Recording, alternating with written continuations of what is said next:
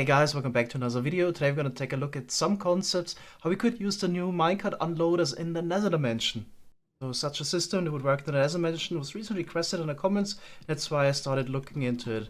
So the problem, of course, in the Nether is we can't use any water. So in overall, it's really convenient that all the items that would get ejected here would land in a water stream, then can be flushed to your storage system, but we couldn't do that in the Nether. So I built up a couple systems here, so I didn't really go to the Nether dimension for that, because the light conditions in overworld for the video are just better. So we're just gonna assume we're on the Nether and can't use any water.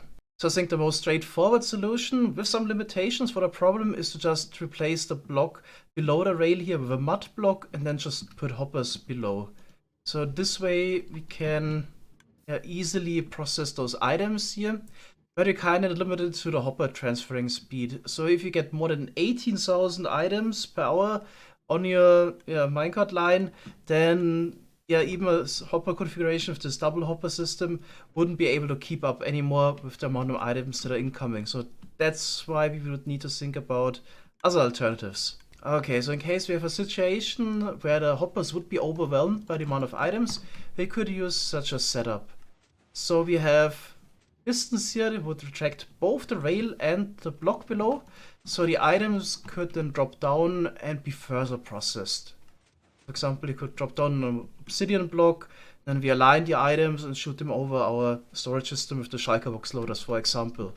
But there's also a downside to the system, so the redstone itself would be one wide tileable, but the problem is actually moving those rails here. So it is certainly possible to align the rails like this, just by placing them in a certain way.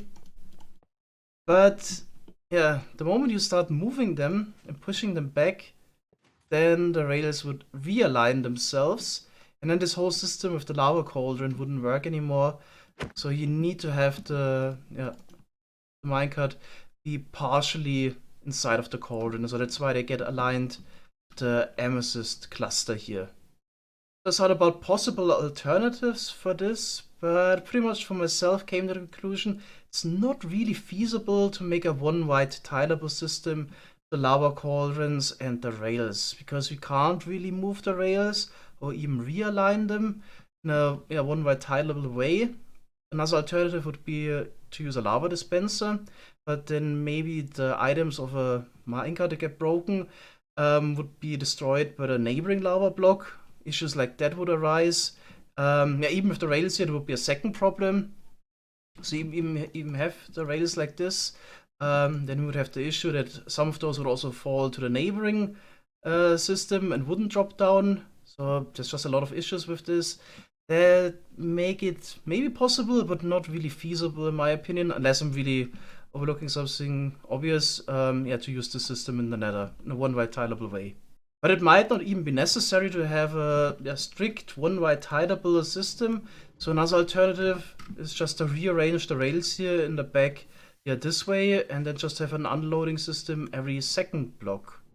So of course, then we have all the items dropping down here, and they usually also need to be brought to one central point where your storage is.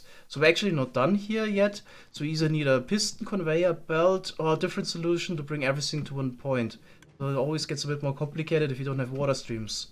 So as you can see, because of the lack of water streams, there is not one clear solution to this problem, but I actually made two full systems with different approaches. This would be the first one here. So here the idea is that we still have a minecart for each lane, but then all the minecarts actually get unloaded at a single unloading system.